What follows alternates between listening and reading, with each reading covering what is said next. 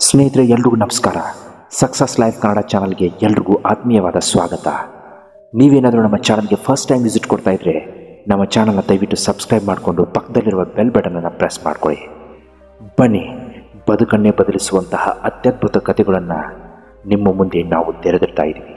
ನಾವು ಹೇಳ್ತಾ ಇರೋ ಈ ಕತೆ ತುಂಬ ವರ್ಷಗಳ ಹಿಂದಿನ ಘಟನೆ. ಒಂದೂರಲ್ಲಿ ಒಬ್ಬ ಮಹಿಳೆ ವಾಸವಾಗಿರ್ತಾಳೆ. ಆ ಮಹಿಳೆಗೆ ದೇವರ ಮೇಲೆ ಅಪಾರವಾದ ಭಕ್ತಿ. ದೇವರನ್ನ ಕಂಡ್ರೆ ಎಲ್ಲಿಲ್ಲದ ಭಯ, ಭಕ್ತಿ, ಶ್ರದ್ಧೆ. ದೇವರನ್ನ ಪ್ರಾರ್ಥನೆ ಮಾಡದ ದಿನಗಳಿಲ್ಲ, ದೇವರನ್ನ ನೆನೆಸಿಕೊಳ್ಳದೆ ಇರುವ ಘಳಿಗೆ ಇಲ್ಲ. ದೇವರನ್ನ ಕಂಡ್ರೆ ಅಷ್ಟೊಂದು ಭಯ, ಭಕ್ತಿಯಿಂದ ನಡ್ಕೊಳ್ತಾ ಇದ್ದ ಆ ಮಹಿಳೆಗೆ ಪ್ರತಿದಿನ ಒಂದು ಚಿಂತೆ ಕಾಡ್ತಾನೆ ಇತ್ತು. ಆ ಚಿಂತೆ ಯಾವುದು ಅಂದರೆ, ನಾನು ಪ್ರತಿದಿನ ದೇವರಲ್ಲಿ ಅಷ್ಟೊಂದು ಭಕ್ತಿ, ಭಯದಿಂದ ಪ್ರಾರ್ಥನೆಯನ್ನು ಸಲ್ಲಿಸ್ತೀನಿ, ಆದರೆ ನನ್ನ ಕಷ್ಟಗಳನ್ನು ಆ ದೇವರು ಇನ್ನೂ ಕೇಳಿಸಿಕೊಳ್ಳುತ್ತಿಲ್ಲ ಯಾಕೆ? ನನ್ನ ಎಲ್ಲ ನೋವುಗಳಿಗೆ ಪರಿಹಾರ ಇನ್ನೂ ಯಾಕೆ ಸಿಗ್ತಾ ಇಲ್ಲ ಅಂತ ಆ ಮಹಿಳೆ ಪ್ರತಿದಿನ ಒದ್ದಾಡ್ತಾನೆ ಇರ್ತಾಳೆ. ಆ ಪರಿಸ್ಥಿತಿಯಲ್ಲಿ ಆ ಊರಿಗೆ ಒಬ್ಬ ಹಿರಿಯ ಸನ್ಯಾಸಿಗಳು ಬರ್ತಾರೆ. ಕೇವಲ 2 ದಿನಗಳ ಮಟ್ಟಿಗೆ ಆ ಊರಿನಲ್ಲಿ ವಾಸ್ತವ್ಯ ಹೂಡಿರ್ತಾರೆ ಆ ಸನ್ಯಾಸಿಗಳು ಬಂದಿರುವ ವಿಷಯವನ್ನು ಆ ಮಹಿಳೆಗೆ ಅವಳ ಸ್ನೇಹಿತೆಯೊಬ್ಬಳು ಹೇಳ್ತಾಳೆ. ಆ ವಿಷಯವನ್ನು ಕಂಡ ಆ ಮಹಿಳೆ ಸನ್ಯಾಸಿಗಳನ್ನು ಏನಾದರೂ ಮಾಡಿ ಭೇಟಿಯಾಗಲೇಬೇಕು, ನನ್ನ ಕಷ್ಟಗಳನ್ನು ಅವ್ರ ಹತ್ರ ಹೇಳಿಕೊಳ್ಳಲೇಬೇಕು ಅಂತ ನಿರ್ಧಾರ ಮಾಡಿ ಮಾರನೇ ದಿನ ಸನ್ಯಾಸಿಗಳ ಭೇಟಿಗೆ ಅಂತ ಹೋಗ್ತಾಳೆ. ಸನ್ಯಾಸಿಗಳ ಕಾಲಿಗೆ ನಮಸ್ಕಾರ ಮಾಡಿ ಆ ಹಿರಿಯ ಸನ್ಯಾಸಿಗಳಿಗೆ ತನ್ನ ಅಳಲನ್ನು ತೋರ್ಕೋತಾಳೆ ಆ ಮಹಿಳೆ. ಮಹಾಪ್ರಭು, ಇಷ್ಟು ದಿನಗಳವರೆಗೆ, ಇಷ್ಟು ವರ್ಷಗಳವರೆಗೆ ನಾನು ದೇವರಲ್ಲಿ ಅಪಾರ ನಂಬಿಕೆಯನ್ನು ಇಟ್ಟಿದ್ದೆ. ನನ್ನ ಕಷ್ಟಗಳನ್ನು, ನನ್ನ ಬಡತನವನ್ನು ನೀಗಿಸ್ತಾನೆ ಅಂತ ನಾನು ಕಂಡ ದೇವರಲ್ಲಿ ಪ್ರಾರ್ಥನೆಯನ್ನು ಮಾಡಿದೆ. ಯಾವುದೇ ಕಾರಣಕ್ಕೂ ನನ್ನ ಭಕ್ತಿಯನ್ನು ನಾನು ಕಡಿಮೆ ಮಾಡಲಿಲ್ಲ. ದೇವರ ಮೇಲೆ ಇದ್ದ ಅಪಾರ ಪ್ರೀತಿ, ಭಕ್ತಿಯನ್ನು ನಾನು ಯಾವುದೇ ಕಾರಣಕ್ಕೂ ಕಡಿಮೆ ಮಾಡಲಿಲ್ಲ. ಅಂತಹ ವಿಶ್ವಾಸವನ್ನು ದೇವರಲ್ಲಿ ಇಟ್ಟಿದ್ದ ನನಗೆ ಇಂತಹ ಪರಿಸ್ಥಿತಿ ಯಾಕೆ? ನನ್ನ ಕಷ್ಟಗಳು, ನಷ್ಟಗಳು, ನೋವುಗಳು ಯಾಕೆ ಇನ್ನೂ ಹೋಗಿರಲಿಲ್ಲ? ನನ್ನ ಕಣ್ಮುಂದೆನೇ ನನ್ನ ಗೆಳತಿಯರು ಮತ್ತು ಅವರ ಮಕ್ಕಳು ಎಲ್ಲರೂ ಕೂಡ ದೊಡ್ಡ ದೊಡ್ಡ ವ್ಯಕ್ತಿಗಳಾಗಿ ಹೋದರು. ಆದರೆ ನಾನು ಮಾತ್ರ ಇನ್ನೂ ಇಲ್ಲೇ ಇದ್ದೀನಿ, ಕೂತಲೇ ಕೂತಿದ್ದೀನಿ. ನನ್ನ ಯಾವುದೇ ಕಷ್ಟಗಳು ತೀರ್ತಾ ಇಲ್ಲ, ನನ್ನ ಯಾವುದೇ ನೋವುಗಳು ಕಡಿಮೆ ಆಗ್ತಾ ಇಲ್ಲ. ನನ್ನ ಈ ಕಷ್ಟಗಳಿಗೆ, ನನ್ನ ಈ ನೋವುಗಳಿಗೆ ಪರಿಹಾರ ನೀವೇ ಹುಡುಕಬೇಕು ಮಹಾಪ್ರಭು. ಹೀಗೆ ಮಹಿಳೆ ಹೇಳಿದಾಗ ಸನ್ಯಾಸಿಗಳು ಆ ಮಹಿಳೆಗೆ ಒಂದು ಮಾತನ್ನು ಹೇಳ್ತಾರೆ. ನೋಡಮ್ಮ, ಇಲ್ಲಿ ನಿನ್ನ ಕಷ್ಟಗಳನ್ನು ನೀನೇ ಅನುಭವಿಸ್ಬೇಕು, ನಿನ್ನ ನೋವುಗಳನ್ನು ನೀನೇ ನುಂಗಬೇಕು. ಇಲ್ಲಿ ನಿನಗೆ ಸಹಾಯ ಮಾಡೋದಕ್ಕೆ ಯಾರೂ ಬರಲ್ಲ. ಅವರವರ ಕಷ್ಟಗಳನ್ನು ಅವರೇ ಅನುಭವಿಸ್ಬೇಕು, ಅವರವರ ನೋವುಗಳನ್ನು ಅವರು ನುಂಗಿ ಮುಂದೆ ಸಾಗಬೇಕು. ಆಗ ಮಾತ್ರ ನಿನಗೆ ಯಶಸ್ಸು ಲಭಿಸೋದು ಅಂತಾರೆ. ಆ ಮಹಿಳೆ ಸನ್ಯಾಸಿಗಳಿಗೆ ಮತ್ತೊಂದು ಪ್ರಶ್ನೆ ಕೇಳ್ತಾಳೆ. ಮಹಾಪ್ರಭು, ಇಲ್ಲಿ ಇಷ್ಟೊಂದು ಜನ ಸೇರಿದ್ದಾರೆ, ಆದರೆ ಅವರು ಯಾರು ಕೂಡ ನನ್ನ ಥರ ದೇವರ ಭಕ್ತಿಯಲ್ಲಿ ಮಗ್ನರಾಗಿಲ್ಲ. ಅಲ್ಲಿ ನೋಡಿ ಮಹಾಪ್ರಭು, ಅವರು ಮೊಬೈಲಲ್ಲಿ ಮಗ್ನರಾಗಿದ್ದಾರೆ. ಅವರ ಪಕ್ಕದಲ್ಲಿರೋರು ಅವರ ಫೋಟೋಗಳನ್ನು ಅವರೇ ಕ್ಲಿಕ್ಕಿಸಿಕೊಳ್ತಾ ಇದ್ದಾರೆ. ಮತ್ತೆ ಸ್ವಲ್ಪ ದೂರದಲ್ಲಿ ನೋಡಿ, ಭಗವಂತನ ಮೂರ್ತಿಯ ಫೋಟೋಗಳನ್ನು ಕ್ಲಿಕ್ಕಿಸಿಕೊಳ್ತಾ ಇದ್ದಾರೆ. ಅವರವರ ವಿಡಿಯೋಗಳನ್ನು ಮಾಡ್ಕೋತಾ ಇದ್ದಾರೆ. ಅವರವರ ಗುಂಗಿನಲ್ಲಿ ಮಾತ್ರ ಅವರಿದ್ದಾರೆ. ಅವರಿಗೆ ಯಾವುದೇ ಕಾರಣಕ್ಕೂ ದೇವರ ಮೇಲೆ ಭಕ್ತಿಯೇ ಇಲ್ಲ. ಭಕ್ತಿ ಇದ್ದವರು ಹೀಗೆ ಮಾಡ್ತಾರ? ಮನೆಯಲ್ಲಿ ಸುಳ್ಳು ಹೇಳಿ ದೇವಸ್ಥಾನಕ್ಕೆ ಬರ್ತೀನಿ ಅಂತ ದೇವಸ್ಥಾನದಲ್ಲಿ ಮೋಜು ಮಸ್ತಿ ಮಾಡ್ತಾರೆ. ಸುಮ್ಮನೆ ಟೈಮ್ ಪಾಸ್ ಮಾಡಿ ಕೂತ್ಕೊಂಡು ಹೋಗ್ತಾರೆ. ಮಹಾಪ್ರಭು, ಅವರದ್ದೇನಿದ್ರು ತೋರ್ಪಡಿಕೆ ಜೀವನ. ನಾನು ಮಂದಿರಕ್ಕೆ ಬಂದಿದ್ದೀನಿ, ನಾನು ಭಕ್ತಿಯಿಂದ ದೇವರಲ್ಲಿ ಪ್ರಾರ್ಥಿಸೋದಕ್ಕೆ ಬಂದಿದ್ದೀನಿ ಅಂತ ತೋರಿಸೋದಕ್ಕೋಸ್ಕರ ಮಾತ್ರ ಅವರು ಬಂದಿದ್ದಾರೆ. ಆದರೆ ನಂದು ಹಾಗಲ್ಲ. ನಾನು ಭಕ್ತಿಯಿಂದ ದೇವರ ಹತ್ರ ಬೇಡ್ಕೊಳ್ಳೋಕ್ಕೆ ಬಂದಿದ್ದೀನಿ. ನನ್ನ ಪ್ರಾರ್ಥನೆ ದೇವರಿಗೆ ಕೇಳಿಸಲೆಂದೇ ನಾನು ಬಂದಿದ್ದೀನಿ. ಆದರೆ ನನಗೆ ಮಾತ್ರ ಯಶಸ್ಸು ಸಿಗ್ತಾ ಇಲ್ಲ. ಇವರೆಲ್ಲ ಹೀಗೆ ಯಾಕೆ ಮಾಡ್ತಾ ಇದ್ದಾರೆ? ಇವರೆಲ್ಲ ತೋರ್ಪಡಿಕೆ ಜೀವನ ಯಾಕೆ ತೋರಿಸ್ತಾ ಇದ್ದಾರೆ ಅಂತ ಮಹಿಳೆ ಸ್ವಾಮೀಜಿ ಹತ್ರ ಪ್ರಶ್ನೆಯನ್ನು ಕೇಳ್ತಾಳೆ. ಸ್ವಾಮೀಜಿ ಮಹಿಳೆಗೆ ಒಂದು ಉತ್ತರ ನೀಡ್ತಾರೆ. ನೋಡಮ್ಮ ತಾಯಿ, ನೀನು ಮಾರನೇ ದಿನ ಬಾ. ನೀನು ಮಾರನೇ ದಿನ ಬಂದ ತಕ್ಷಣವೇ ನಿನಗೆ ನಿನ್ನ ಪ್ರಶ್ನೆಗಳಿಗೆ ಉತ್ತರ ನಾನು ಕೊಡ್ತೀನಿ. ಒಂದು ಮಾತ್ರ ನೀನು ಚೆನ್ನಾಗಿ ನೆನಪಲ್ಲಿಟ್ಕೋ. ನಾಳೆ ಬರುವಾಗ ನೀನು ದೇವರಿಗೆ ಹೂವಿನ ಹಾರವನ್ನು ತಗೊಂಡು ಬಾ. ಅದ್ರ ಜೊತೆಗೆ ಒಂದು ಲೋಟ ನೀರನ್ನು ತಗೊಂಡು ಬಾ. ಒಂದು ಮಾತ್ರ ನೆನಪಲ್ಲಿಟ್ಕೋ, ಆ ನೀರಿನ ಲೋಟ ಯಾವುದೇ ಕಾರಣಕ್ಕೂ ಕೆಳಗೆ ತಾಕಬಾರ್ದು. ಅಷ್ಟೇ ಅಲ್ಲ, ಅದರಲ್ಲಿನ ಒಂದೇ ಒಂದು ಹನಿ ನೀರು ಕೂಡ ಕೆಳಗೆ ಬೀಳಬಾರ್ದು.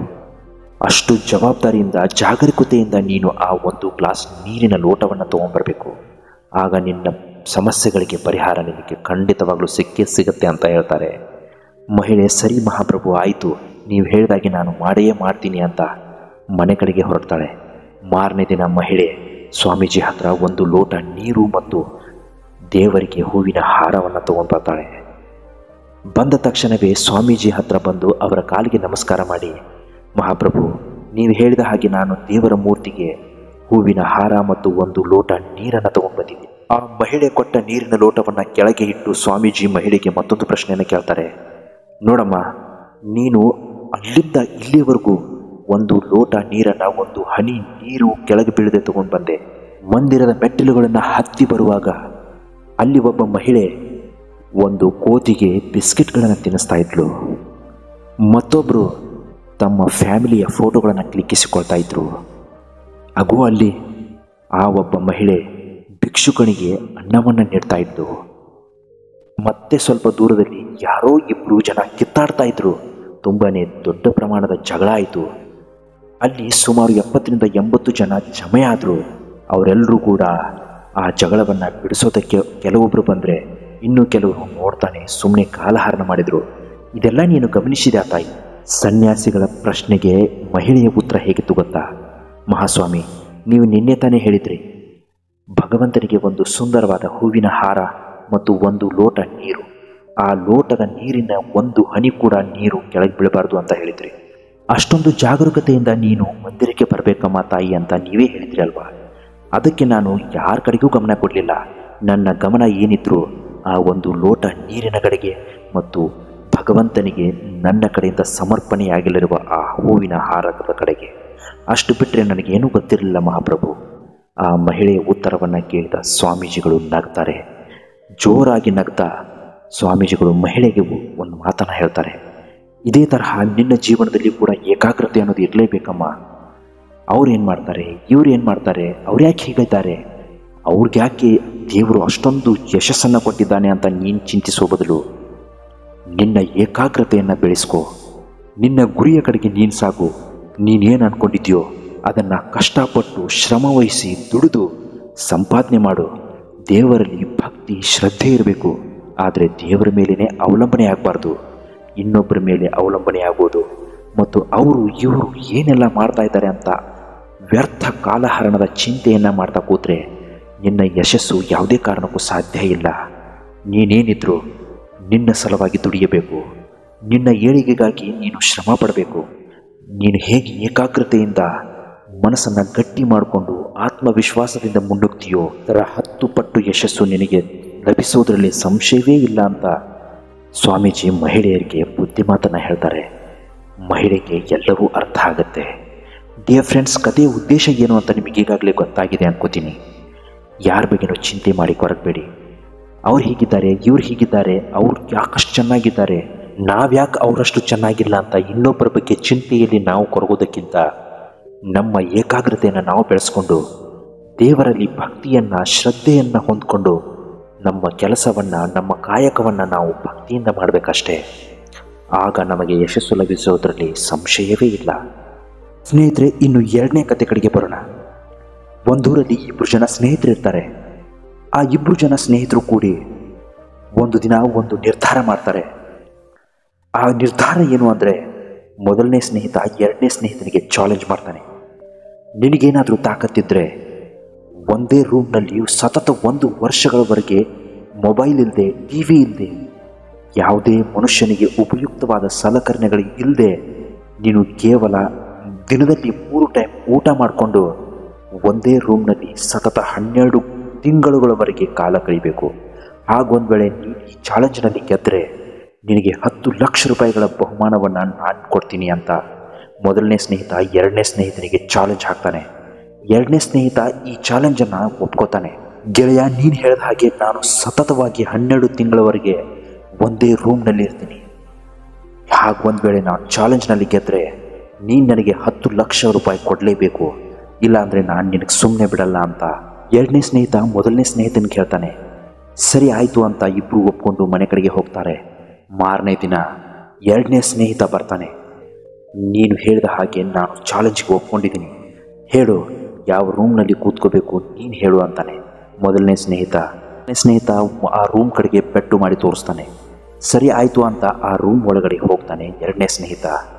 ಒಳಗಡೆ ಕೂತ್ಕೋತಾನೆ. ಅವನಿಗೆ ಊಟ ತಿಂಡಿ ಕೊಡೋದಕ್ಕೆ ಅಂತ ಒಂದು ಕಿಟಕಿ ಬಾಗಿಲನ್ನು ಓಪನ್ ಮಾಡ್ತಾರೆ ಅಷ್ಟೇ. ಅದು ಬಿಟ್ಟರೆ ಆ ರೂಮ್ನಲ್ಲಿ ಆ ಹುಡುಗನಿಗೆ ಯಾವುದೇ ವ್ಯವಸ್ಥೆ ಇರೋದಿಲ್ಲ. ಅವರಿಗೆ ಟಿ ವಿ ಆಗಲಿ ಮೊಬೈಲ್ ಆಗಲಿ ದಿನನಿತ್ಯ ಬಳಕೆ ಮಾಡುವಂತಹ ಯಾವುದೇ ಸಾಮಗ್ರಿಗಳು ಇರೋದಿಲ್ಲ. ಕೇವಲ ಅವನಿಗೆ ಕೂತ್ಕೊಳ್ಳೋದಕ್ಕೆ ಒಂದು ಕುರ್ಚಿ ಮತ್ತು ಊಟದ ವ್ಯವಸ್ಥೆಗಾಗಿ ತಟ್ಟೆ ಮತ್ತು ತೆಂಬಿಗೆ ಅಷ್ಟೇ ಇರುತ್ತೆ. ಅದು ಬಿಟ್ಟರೆ ಬೇರೆ ಯಾವುದೇ ವಸ್ತು ಆ ರೂಮ್ನಲ್ಲಿ ಇರೋದಿಲ್ಲ. ಬಾಗಿಲನ್ನು ಕ್ಲೋಸ್ ಮಾಡಲಾಗುತ್ತೆ. ಆ ಹುಡುಗ ಏನು ಮಾಡ್ತಾನೆ ಅಂದರೆ ಮೊದಲನೇ ದಿನ ಕೂತ್ಕೊಂಡು ಅವನ ಮನಸ್ಸಿನಲ್ಲಿ ಏನು ಬೇಕಾದರೂ ಯೋಚನೆ ಬರೋದಕ್ಕೆ ಶುರುವಾಗುತ್ತೆ. ಆದರೂ ಕೂಡ ಅವನು ಯಾವುದೇ ಕಾರಣಕ್ಕೂ ಸೋಲೊಪ್ಕೊಳ್ಳೋದಕ್ಕೆ ತಯಾರೇ ಇರೋದಿಲ್ಲ. ಎರಡನೇ ದಿನ ಬರುತ್ತೆ, 3 ದಿನ ಆಗುತ್ತೆ, ಸತತ 10 ದಿನ ಆಗುತ್ತೆ. ಆ ಹುಡುಗನಿಗೆ ಮನಸ್ಸಿನಲ್ಲಿ ಯಾಕೋ ಒಂದು ತಳಮಳ, ಮನಸ್ಸಿನಲ್ಲಿ ಕೆಟ್ಟ ಯೋಚನೆಗಳು ಬರೋದಕ್ಕೆ ಶುರುವಾಗುತ್ತೆ. ಇನ್ನು ಮುಂದೆ ನಾನು ಯಾವುದೇ ಕಾರಣಕ್ಕೂ ಇಲ್ಲಿರೋದಕ್ಕೆ ಸಾಧ್ಯ ಇಲ್ಲ. ಅದೆಂತಹ ಕಷ್ಟಗಳು ಬಂದರೂ ನೋವುಗಳು ಬಂದರೂ ನಾನು ತಡ್ಕೊಂಡಿದ್ದೀನಿ, ಅನುಭವಿಸಿದ್ದೀನಿ, ಅದರ ವಿರುದ್ಧ ಗೆದ್ದಿದ್ದೀನಿ ಕೂಡ. ಆದರೆ ಕೇವಲ 10 ದಿನಗಳಿಗೆ ನನಗೆ ಹೀಗಾಗ್ತಾ ಇದೆ ಅಂದರೆ ಇನ್ನು 1 ವರ್ಷ ನಾನು ಇದೇ ರೂಮಲ್ಲಿ ಹೇಗೆ ಕೊಳೆಯೋದಕ್ಕೆ ಸಾಧ್ಯ ಇಲ್ಲ. ಹೀಗೆ ಎರಡನೇ ಸ್ನೇಹಿತನ ಮನಸ್ಸಿನಲ್ಲಿ ಕೆಟ್ಟ ಯೋಚನೆಗಳು ಬರೋದಕ್ಕೆ ಶುರುವಾಗುತ್ತೆ. ಅವನು ಯಾವುದೇ ಕಾರಣಕ್ಕೂ ಗೆಲ್ತೀನಿ ಅನ್ನೋ ವಿಶ್ವಾಸನವನ್ನೇ ಕಳ್ಕೊಂಡ್ಬಿಡ್ತಾನೆ. ಹೀಗಿರುವಾಗ ಇಬ್ಬರು ಸ್ನೇಹಿತರಲ್ಲಿ ಒಂದು ಒಪ್ಪಂದ ಆಗಿರುತ್ತೆ. ಮೊದಲನೇ ಸ್ನೇಹಿತ ಏನು ಹೇಳ್ತಾನೆ ಗೊತ್ತಾ? ಗೆಳೆಯ, ನೀನು ಒಂದು ವೇಳೆ ಈ ಚಾಲೆಂಜಲ್ಲಿ ಸೋಲೊಪ್ಕೊಂಡ್ರೆ ಆ ಮನೆಯಲ್ಲಿ ಒಂದು ದೊಡ್ಡ ಗಂಟೆ ಇದೆ, ಅದನ್ನು ಬಾರಿಸಿದ್ರೆ ಸಾಕು, ನೀನು ಈ ಚಾಲೆಂಜ್ನಲ್ಲಿ ಸೋಲೊಪ್ಕೊಂಡ ಹಾಗಾಗತ್ತೆ. ಆಗ ಬಂದು ನಾನು ಆ ಬಾಗಿಲನ್ನು ತೆಗಿತೀನಿ, ನೀನು ಹೊರಗಡೆ ಬರಬೇಕು ಅಂತ ಹೇಳಿರ್ತಾನೆ. ಎರಡನೇ ಸ್ನೇಹಿತನ ಮನಸ್ಸಿನಲ್ಲಿ ನಾನು ಸೋಲೊಪ್ಕೊಂಡನಲ್ಲ, ನನ್ನ ಸೋಲಾಗತ್ತಲ್ಲ ಅಂತ ಒಂದೇ ಸಮನೆ ಹತಾಶೆಯ ಮನೋಭಾವನೆ ಬರುತ್ತೆ. ಇನ್ನೇನು ಮಾಡಲಿ, ನಾನಿಂತೂ ಇಲ್ಲಿರೋಕ್ಕಾಗಲ್ಲ. ಒಂದೇ ಸಮನೆ ಸುಮ್ಮನೆ ಕೂತ್ಕೊಂಡು ಇಲ್ಲಿ ಏನು ಮಾಡೋದು? ಅದು ಅಲ್ಲದೆ ನನ್ನ ಕೈಲಿ ಮೊಬೈಲ್ ಇಲ್ಲ, ಇಲ್ಲಿ ಟಿ ವಿಯ ವ್ಯವಸ್ಥೆ ಕೂಡ ಇಲ್ಲ, ಮನುಷ್ಯನಿಗೆ ಬೇಕಾದ ವಸ್ತುಗಳು ಕೂಡ ಯಾವುದೇ ಈ ರೂಮ್ನಲ್ಲಿ ಇಲ್ಲ.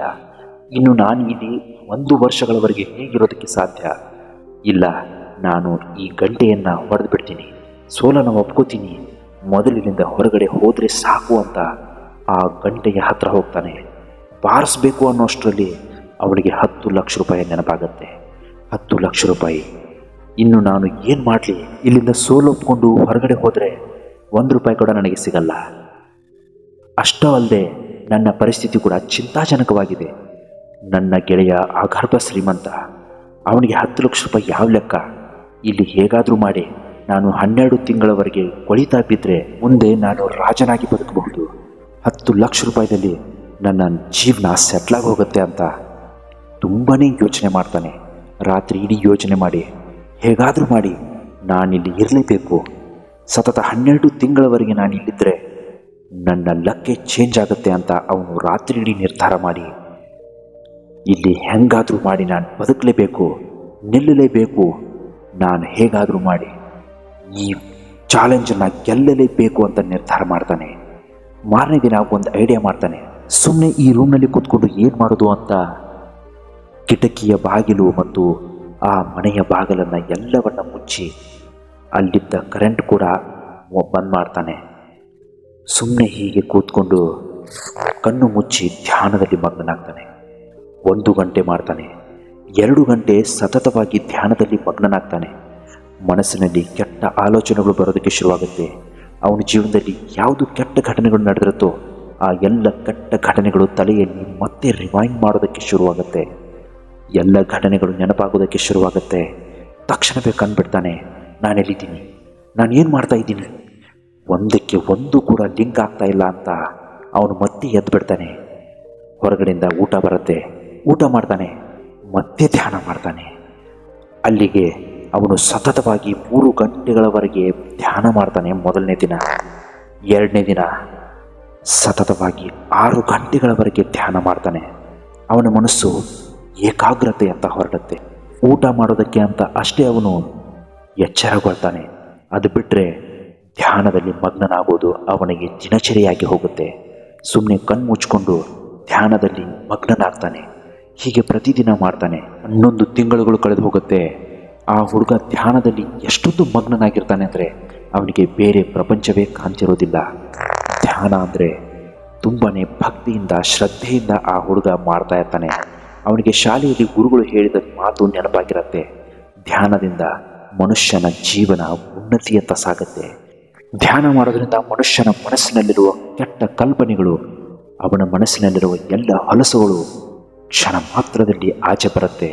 ಅಷ್ಟೇ ಅಲ್ಲ, ಅವನು ಯಾವುದೇ ಕೆಲಸ ಮಾಡಲಿ ಅದರಲ್ಲಿ ಏಕಾಗ್ರತೆ ಹೆಚ್ಚಾಗತ್ತೆ ಅಂತ ಅವನ ಶಾಲೆಯಲ್ಲಿ ಗುರುಗಳು ಹೇಳಿದ ಮಾತುಗಳನ್ನು ನೆನಪಿಸಿಕೊಂಡು ಅವನು ಧ್ಯಾನದಲ್ಲಿ ಮಗ್ನನಾಗ್ತಾ ಹೋಗ್ತಾನೆ. ಕೊನೆಯ ದಿನ ಬಂದೇ ಬರುತ್ತೆ. ಇನ್ನು ಕೇವಲ ಒಂದು ದಿನ ಮಾತ್ರ ಕಳೆದರೆ ಆ ಹುಡುಗ ಆ ಚಾಲೆಂಜ್ನಲ್ಲಿ ಗೆದ್ದಂತಾಗತ್ತೆ. ಆದರೆ ಈ ಕಡೆ ಮೊದಲನೇ ಸ್ನೇಹಿತನ ಪರಿಸ್ಥಿತಿಗೆ ಬರೋದಾದರೆ ಅವನು ಎಲ್ಲ ದುಡ್ಡನ್ನು ಇರೋದನ್ನು ಕಳ್ಕೊಂಡು ಬೀದಿಗೆ ಬಂದಿರ್ತಾನೆ. ಅವನಿಗೆ ಗೆಳೆಯನ ನೆನಪಾಗತ್ತೆ. ಇನ್ನೇನು ಮಾಡೋದಪ್ಪ, ನಾಳೆ ಅವನಿಗೆ 10 ಲಕ್ಷ ಕೊಡಬೇಕಲ್ಲ, ಹೀಗಾದರೆ ಸರಿ ಹೋಗಲ್ಲ. ಅವನು ಹೇಗಾದರೂ ಧ್ಯಾನದಲ್ಲಿ ಮಗ್ನನಾಗಿರ್ತಾನೆ. ಹೋಗಿ ಅವನನ್ನು ಗುಂಡಿಟ್ಟು ಕೊಂದು ಬಿಡಬೇಕು, ಆಗ ಚಾಲೆಂಜ್ನಲ್ಲಿ ನಾನೇ ಗೆದ್ದಂತಾಗತ್ತೆ, ಅವನಿಗೆ 10 ಲಕ್ಷ ರೂಪಾಯಿ ಕೊಡುವ ಅವಶ್ಯಕತೆ ಬರೋದಿಲ್ಲ ಅಂತ ಆ ಹುಡುಗ ನಿರ್ಧಾರ ಮಾಡಿ ಒಂದು ಬಂದೂಕನ್ನು ತಗೊಂಡು ಅವನಿಗೆ ಶೂಟ್ ಮಾಡೋದಕ್ಕೆ ಅಂತ ಹೋಗ್ತಾನೆ. ಆದರೆ ಆ ರೂಮ್ನಲ್ಲಿ ಹೋಗಿ ನೋಡಿದರೆ ಆ ಎರಡನೇ ಸ್ನೇಹಿತ ಅಲ್ಲಿರೋ ಆ ಹುಡುಗ ಬರೋದಕ್ಕಿಂತ ಮುಂಚೆ ಅವನು ಒಂದು ಕಾಗದದಲ್ಲಿ ಏನೋ ಸಂದೇಶ ಬರೆದು ಅಲ್ಲೇ ಇಟ್ಟು ಹೋಗಿರ್ತಾನೆ. ಎರಡನೇ ಸ್ನೇಹಿತ ಹೀಗೆಲ್ಲ ಮಾಡಿದ್ದನ್ನು ನೋಡಿ ಮೊದಲಿಗೆ ತುಂಬಾ ಆಶ್ಚರ್ಯವಾಗತ್ತೆ. ಮೊದಲನೇ ಸ್ನೇಹಿತನಿಗೆ ಡೋರ್ ಬಾಗಿಲನ್ನು ತೆಗೆದು ಒಳಗಡೆ ಹೋಗ್ತಾನೆ. ಅವನು ಬರೆದಿಟ್ಟಂತಹ ಆ ಕಾಗದವನ್ನು ತಗೊಂಡು ಓದೋದಕ್ಕೆ ಶುರು ಮಾಡ್ತಾನೆ. ಅದರಲ್ಲಿ ಏನು ಬರೆದಿರುತ್ತೆ ಗೊತ್ತಾ? ಗೆಳೆಯ, ಮೊದಲಿಗೆ ನನಗೆ 10 ಲಕ್ಷ ರೂಪಾಯಿ ಅವಶ್ಯಕತೆ ತುಂಬಾ ಇದ್ದಿದ್ದರಿಂದ ನೀನು ಹಾಕಿದ ಚಾಲೆಂಜ್ನಲ್ಲಿ ನಾನು ಎದುರಿಸಬೇಕಾಯಿತು. ಆದರೆ 10 ದಿನಗಳವರೆಗೆ ನನಗೆ ಏನು ಮಾಡಬೇಕು ಅಂತಲೇ ಗೊತ್ತಾಗಲಿಲ್ಲ. ಗಂಟೆ ಬಾರಿಸಿ ಸೋಲೊಪ್ಕೊಂಡು ಹೊರಗಡೆ ಬರೋಣ ಅಂತ ನಾನು ಕಾಯ್ತಾ ಇರುವಾಗ ನನಗೆ 10 ಲಕ್ಷ ರೂಪಾಯಿ ಕಣ್ಣಿಗೆ ಕಾಣಿಸ್ತು. ಎಂತಹ ಕಷ್ಟದ ಪರಿಸ್ಥಿತಿ ಬಂದರೂ, ಅದೆಂತಹ ಸಮಸ್ಯೆಗಳು ಬಂದರೂ ನಾನು ಈ ರೂಮ್ನಲ್ಲಿ ಇರಲೇಬೇಕು, 10 ಲಕ್ಷ ಗೆಲ್ಲಲೇಬೇಕು. ಯಾಕಂದರೆ ನನ್ನದು ಬಡತನದ ಪರಿಸ್ಥಿತಿ, ನಾನು ಸಂಕಷ್ಟಗಳನ್ನು ತುಂಬಾ ಅನುಭವಿಸಿದ್ದೀನಿ. ನನಗೆ ಈಗ ಹಣದ ಅವಶ್ಯಕತೆ ತುಂಬ ಇರೋದರಿಂದ, ಈ ಸಂಕಷ್ಟದಲ್ಲಿರುವುದರಿಂದ ನಾನು ಚಾಲೆಂಜನ್ನು ಗೆಲ್ಲಲೇಬೇಕಾಗಿರುವ ಪರಿಸ್ಥಿತಿಯಲ್ಲಿದ್ದೆ. ಆದರೆ ಅಂತಹ ಸುಲಭದ ಮಾತಾಗಿರಲಿಲ್ಲ ಈ ಚಾಲೆಂಜನ್ನು ಗೆಲ್ಲಬೇಕು ಅಂದರೆ. ಅಂತಹ ಸಂದರ್ಭದಲ್ಲಿ ನಾನು ಸುಮ್ಮನೆ 10 ನಿಮಿಷಗಳವರೆಗೆ ಧ್ಯಾನ ಮಾಡಿದೆ. 10 ನಿಮಿಷದ ಹೋಗಿ 1 ಗಂಟೆಗೆ ಬಂದೆ, 2 ಗಂಟೆ ಮಾಡಿದೆ, 3 ಗಂಟೆಗಳವರೆಗೆ ಸತತವಾಗಿ ಧ್ಯಾನ ಮಾಡಿದೆ. ಇದೇ ರೀತಿ ನಾನು ಪ್ರಾಕ್ಟೀಸ್ ಮಾಡ್ತಾ ಈಗ ದಿನದಲ್ಲಿ ಸತತವಾಗಿ 12 ಗಂಟೆಗಳವರೆಗೆ ಧ್ಯಾನ ಮಾಡುವಂತಹ ಸಂಕಲ್ಪವನ್ನು ಹೊಂದಿದ್ದೀನಿ. ಇದರಿಂದ ನನಗೇನು ಸಿಗುತ್ತೆ ಅಂದರೆ, ನಾನು ಧ್ಯಾನ ಮಾಡಿದ್ರೆ ನನ್ನ ಮನಸ್ಸಿನಲ್ಲಿರುವ ಕಲ್ಮಶಗಳು ಹೋಗುತ್ತೆ, ನನ್ನಲ್ಲಿ ಏಕಾಗ್ರತೆ ಮೂಡುತ್ತೆ. ಇದರಿಂದ ಈ ಜಗತ್ತಿನಲ್ಲಿ ನಾನು ಅದೆಂತಹ ಕಷ್ಟದ ಪರಿಸ್ಥಿತಿಗಳು ಬೇಕಾದರೂ ಎದುರಿಸಬಲ್ಲೆ.